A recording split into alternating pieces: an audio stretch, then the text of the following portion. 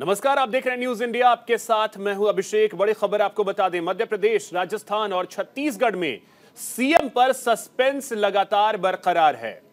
आपको बता दें कि 3 राज्यों में अब तक सीएम का ऐलान नहीं हुआ है। सीएम को लेकर दिल्ली में मंथन का दौर भी जारी है।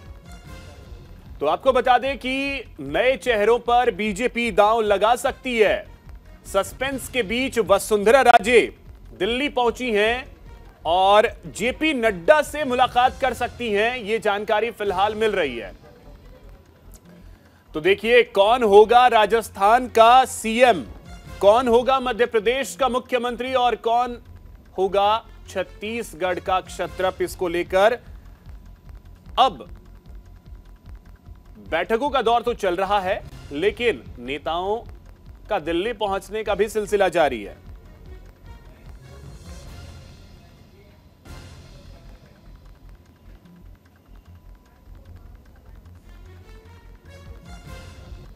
तो ये देखिए तस्वीर हम आपको वसुंधरा राजे की दिखा रहे हैं, जो कल देर रात दिल्ली पहुंची। अब जो जानकारी है, हो सकता है वो आलाकमान से आज मुलाकात करें। संभव है कि आज जेपी नड्डा से उनकी मुलाकात हो, इसकी संभावनाएं जताई जा रही हैं।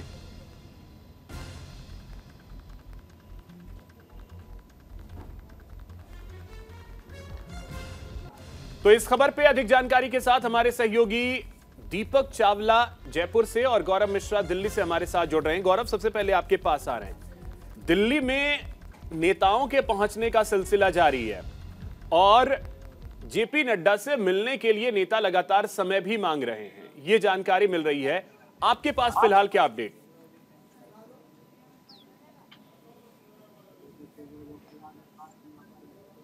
देखिए, अगर बात करें वसुंधरा राजे की, तो कल जिस तरीके से वो दिल्ली पहुंची थी, आज सुबह जब ये बातचीत की प्रक्रिया शुरू हुई तो ये भी बात निकल करके सामने आई कि वो अपने एक निजी दौरे पर हैं, अपने किसी अलग कार्यक्रम में वो यहाँ पर आई थी। और उसके बाद से ये भी आज कयास लगाए जा रहे हैं कि वसुंधरा का दिल्ली दौरा एक मायने में इसलिए भी अहम माना जा रहा है क्योंकि वो अगर दिल्ली में है, भले वो किसी निजी कार्यक्रम के लिए आई हो, तो क्या पार्टी आला कमान के संपर्क में है, क्या कोई बातचीत होगी, इस बाबत भी इस तरीके की जानकारी जो है वो लगातार लेने की कोशिशें जो वो की जा रही हैं। हालांकि अगर हम देखें वसुंधरा राजे की, तो सुबह से उन्होंने मीडिया के साथ कोई बातचीत नहीं किया और इस तरीके की कोई जानकारी भी उन्होंने अभी साझा नहीं किया कि आखिर उनकी मुलाकात आज पार्टी आला कमान से होनी है या नहीं होनी है। इस बीच एक महत्वपूर्ण जानकारी ये है कि अगर हम बात करें मध्य प्रदेश की और राजस्थान की और छत्तीसगढ़ की, तो इसमें इसको लेकर के देर शाम एक बैठक जरूर हो सकती है और उस बैठक में भी इस सीएम के नामों को लेकर के चर्चा की जा सकती है। लेकिन अभी ऑफिशियल जानकारी इस बात की नहीं दी गई है।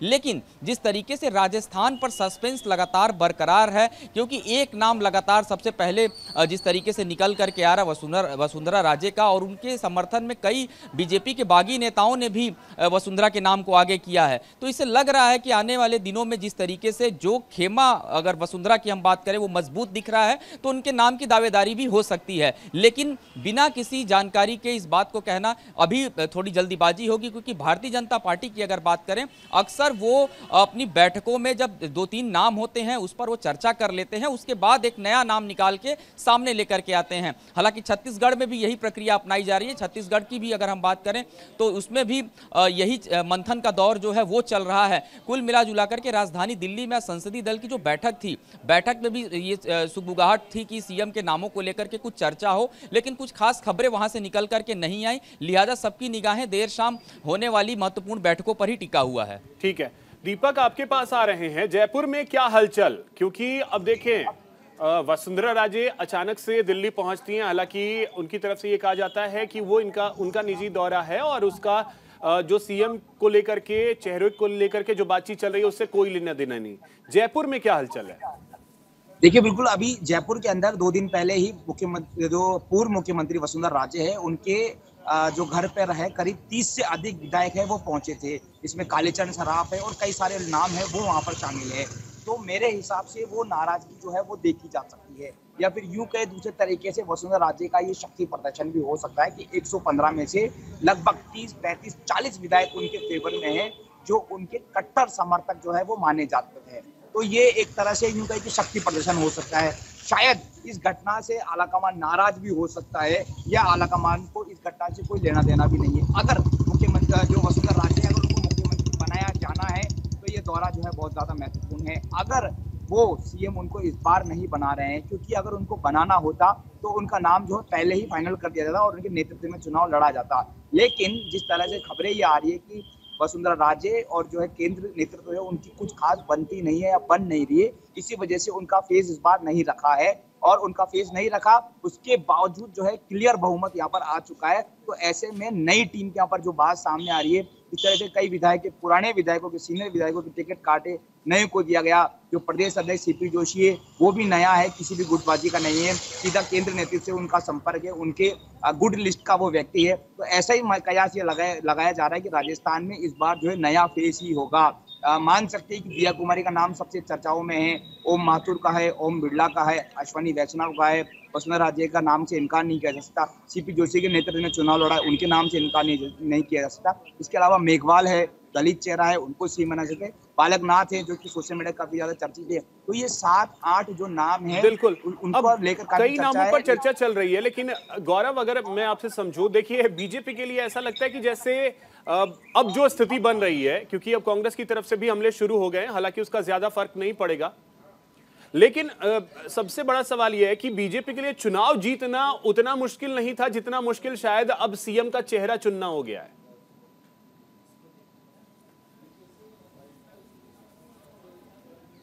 अभिषेक, देखिए भारतीय जनता पार्टी के काम करने का तरीका बहुत ही अलग है। अगर हम देखें जिस तरीके से प्रधानमंत्री नरेंद्र मोदी के चेहरे पर चुनाव लड़ना, उसके बाद अपनी कल्याणकारी योजनाओं के दम पर वो उसको वोट में कन्वर्ट करना।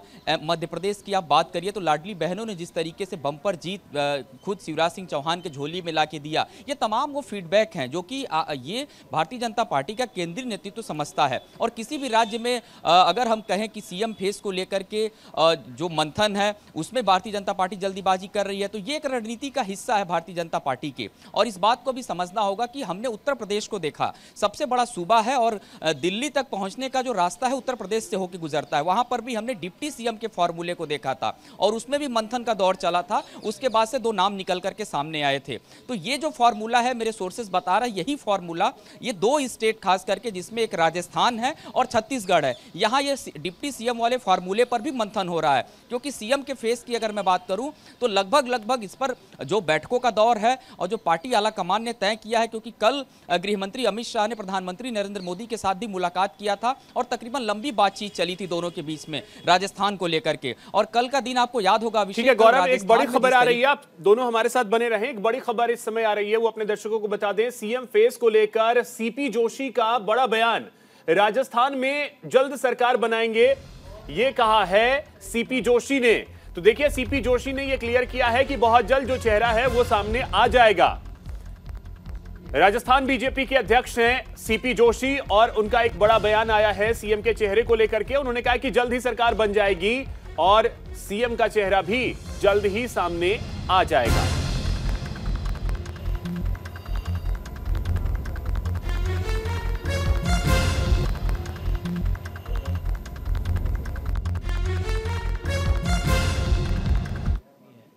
इसके लिए मैं प्रदेश की जनता का आभार। देखिए, भारतीय जनता पार्टी को राजस्थान की जनता ने पूरा स्नेह, सहयोग और आशीर्वाद दिया है और पूर्ण बहुमत की सरकार बनी है, स्पष्ट बहुमत की सरकार बनी है। इसके लिए मैं प्रदेश की जनता का आभार प्रकट करता हूं और हजारों कार्यकर्ता जिन्होंने रात दिन मेहनत की, उन सबको धन्यवाद अर्पित करता हूं। अब चूंकि निर्णय पार्लियामेंट्री बोर्ड को करना है और भारतीय जनता पार्टी में आंतरिक लोकतंत्र है, तो बहुत अच्छा निर्णय पार्टी के प्रदेश हित में होगा।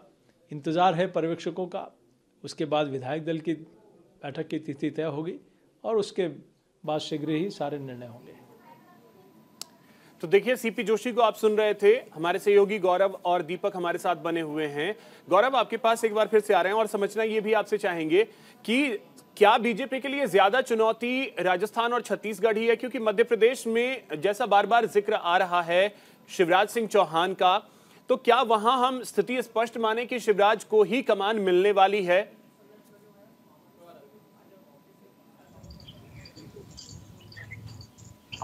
देखिए बिल्कुल, मध्य प्रदेश में जिस तरीके से चुनाव शिवराज सिंह चौहान ने लड़ा और लगातार शिवराज सिंह चौहान का जिस तरीके से जनता के प्रति जो जुड़ाव था, उनकी जो तमाम योजनाएं, जिसमें से खास करके लाडली योजना, जो खास करके बहनों के साथ उन्होंने सीधे अपने आप को कनेक्ट किया, ये चीज़ें बताती हैं कि किस तरीके से एक रणनीति के साथ शिवराज सिंह चौहान ने वहाँ पर चुनाव लड़ा और केंद्रीय नेतृत्व ने इस बात को लेकर के भी उनको बहुत बधाई दिया और वो प्रदर्शन काफ़ी अच्छा रहा। क्योंकि मध्य प्रदेश में अक्सर तमाम हम सर्वे में देख रहे थे कि शिवराज को कई बार पीछे आंकने की भी चीजें आई निकल करके सामने, लेकिन ये जीत दर्शाती है कि वहां पर कोई संशय नहीं है और वहां पर जो मुख्यमंत्री होंगे शिवराज सिंह चौहान होंगे और वहां डिप्टी सीएम का फार्मूला भी भारतीय जनता पार्टी नहीं चाहती है, क्योंकि मध्य प्रदेश में शिवराज सिंह चौहान काफी हैं और वो तरीके से पार्टी को लेकर के आगे बढ़ रहे हैं। इसके अलावा आप देखिए, अगर हम छत्तीसगढ़ की बात करें तो छत्तीसगढ़ में निश्चित तौर पर मुझे याद है कि छत्तीसगढ़ में संघ की एक बड़ी बैठक हुई थी, समन्वय बैठक थी, जिसके एक हफ्ते बाद से छत्तीसगढ़ में भारतीय जनता पार्टी की जो प्रदेश इकाई थी उसमें बहुत बड़े पैमाने पर परिवर्तन हुआ था।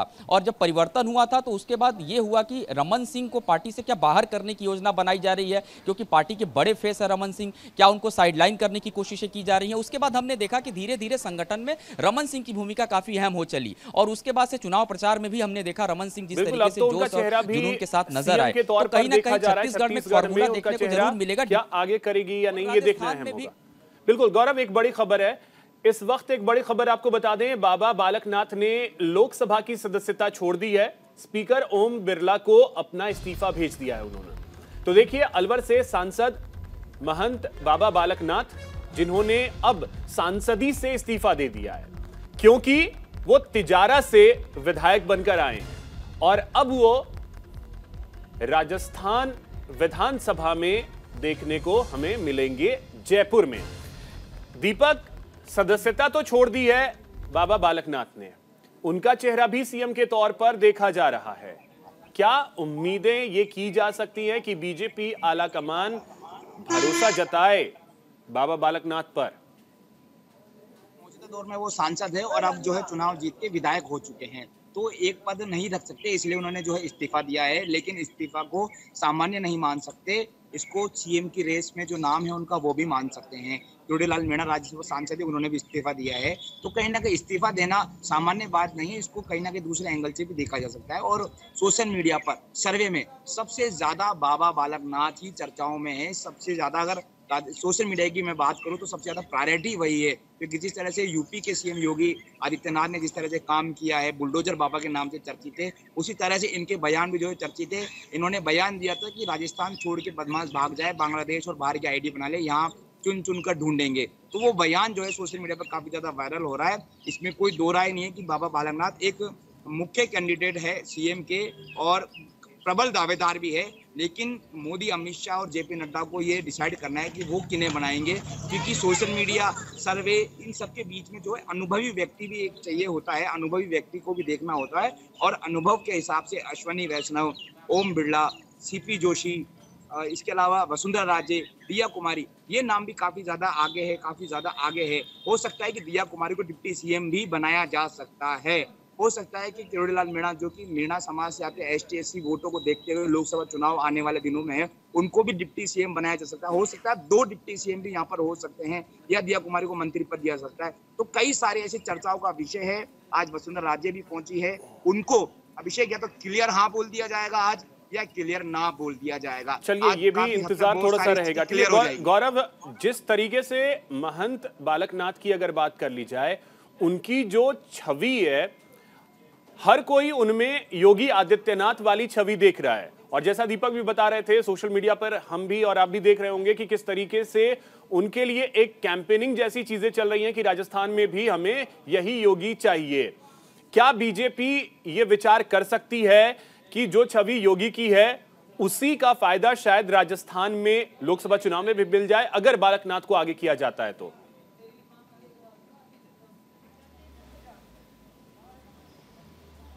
और बिल्कुल देखिए, अगर बालकनाथ के बैकग्राउंड की बात करें तो जब वो पॉलिटिक्स में आए और उसके बाद से उनके जो ग्राउंड की बात करें तो गुरु गोरक्षनाथ जो मठ है वो भी उस नाथ संप्रदाय और उस मठ के साथ सीधे तौर पे जुड़े हुए हैं। और अक्सर उनकी जो मुलाकात है उत्तर प्रदेश के जो अभी मुख्यमंत्री हैं योगी आदित्यनाथ, उनसे भी होते रहती है, क्योंकि नाथ संप्रदाय से जुड़े हुए हैं। तो तमाम बड़े कार्यक्रमों में भी शुरू से ही वो नजर आए हैं योगी के साथ में। तो कहीं ना कहीं एक छवि जो है हिंदुत्व की, एक प्रखर वक्ता की, तो वो उस जो छवि है, उनकी जो कट्टरता है, उसको भी लगातार जनता पसंद कर रही है। और उत्तर प्रदेश में योगी मॉडल को जिस तरीके से जनता ने देखा है, तो राजस्थान में उस मॉडल की चर्चा तो की जा रही है। लेकिन यहाँ सिर्फ बात उस मॉडल को लेकर के नहीं, बात यह भी है कि राजस्थान के अंदर जिस तरीके से जो फेस होगा वो एक अनुभवी भी चेहरा हो और एक बड़ा लंबा अनुभव हो, खास करके संगठन में भी काम करने का। और बालकनाथ की अगर हम बात करें तो संगठन में बहुत ज्यादा उन्होंने काम नहीं किया है, लिहाजा थोड़ा सा अगर हम देखें इस मामले में, एक तरफ तो उनकी कट्टरता उन्हें आगे लेकर के जा रही है, एक भगवा वस्त्र उनके शरीर पे हमेशा रहता है, तो उससे कहीं ना कहीं जो एक इमेज उनकी निकल के आ रही है जो योगी आदित्यनाथ वाली, वो इमेज बिल्कुल राजस्थान के लोग देख रहे हैं और तमाम लोग सोशल मीडिया पर इसीलिए उनके साथ खड़े नजर आ रहे हैं। लेकिन भारतीय जनता पार्टी यहाँ पर ऐसा कार्यकर्ता भी देख रही है कि संगठन के साथ साथ वो राज्यों में किस तरीके से अपनी भूमिका को लेकर के चलते हैं। बिल्कुल, चलिए बहुत शुक्रिया गौरव आपका, और दीपक आपका भी बहुत शुक्रिया तमाम जानकारी के लिए। रुक करते हैं अगली खबर की ओर। तेलंगाना की बात करते हैं, जहां नई सरकार का गठन हो गया है। तेलंगाना के नए सीएम रेवंत रेड्डी बन गए हैं। रेवंत रेड्डी ने सीएम पद की शपथ ले ली है। भट्टी विक्रमार्क डिप्टी सीएम बनाए गए हैं। वहीं आपको बता दें कि 11 विधायकों ने मंत्री पद की शपथ ली है। शपथ ग्रहण समारोह में सोनिया गांधी, राहुल गांधी, प्रियंका गांधी शामिल हुए। इसके अलावा कई और कांग्रेस के दिग्गज नेता जो हैं वो इस कार्यक्रम के दौरान मौजूद रहे। तो आपको बता दें कि रेवंत रेड्डी ने आज तेलंगाना के दूसरे मुख्यमंत्री के तौर पर शपथ ले ली है। ये तस्वीरें आप देख सकते हैं, हैदराबाद की ये तस्वीर, जहां पर रेवंत रेड्डी ने मुख्यमंत्री पद की शपथ ली। देखिए, राज्यपाल तमिलसाई सुंदरराजन ने उन्हें मुख्यमंत्री पद की शपथ दिलवाई और हजारों की तादाद में, जो ये तस्वीरें आप देखें, हजारों की तादाद में रेवंत रेड्डी के जो समर्थक हैं वो इस शपथ ग्रहण समारोह में शामिल होने के लिए पहुंचे हुए थे।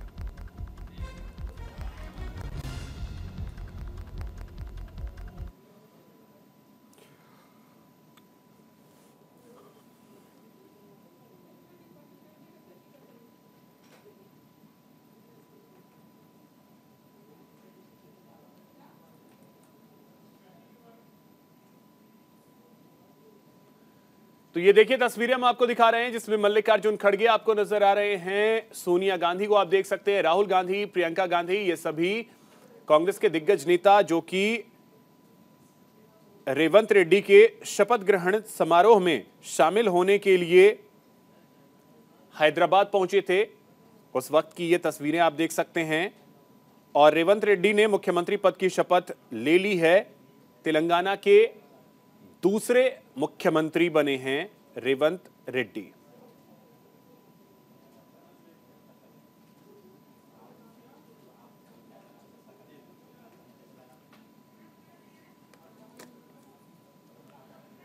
तो देखिए, रेवंत रेड्डी का जन्म 8 नवंबर 1969 को कोंडा रेड्डी पल्ली में हुआ था। और आपको बता दें कि 54 साल की उम्र में उन्होंने आज सीएम पद की शपथ ली है। एवी कॉलेज से बीए की उन्होंने पढ़ाई की। तेलंगाना में एबीवीपी में छात्र नेता के रूप में सक्रिय भूमिका निभाई। तो देखिए, एबीवीपी से शुरुआत हुई और कांग्रेस के विधायक के तौर पर जीत कर आए और उन्होंने सीएम पद की शपथ ली है। 2007 में महबूब नगर से निकाय चुनाव जीता।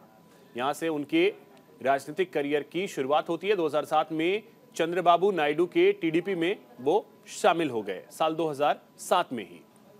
और आपको बता दें कि 2009 में टीडीपी की ओर से कोडंगल से पहली बार वो विधायक चुने गए थे, 2009 में। 2014 में कोडंगल से दोबारा टीडीपी के लिए विधायक वो चुने गए। 2014 के बाद आपको बता दें 2017 में रेवंत रेड्डी ने कांग्रेस का दामन थामा, कांग्रेस में शामिल हुए। 2017 में और पिछले लगभग 7 सालों में उन्होंने जो मेहनत की है उसका नतीजा उन्हें मिला है। हालांकि 2018 में वो विधानसभा का चुनाव हार गए थे क्योंकि उस टाइम में केसीआर की एक लहर थी। इसी के साथ इस बुलेटिन में इतना ही। नमस्कार।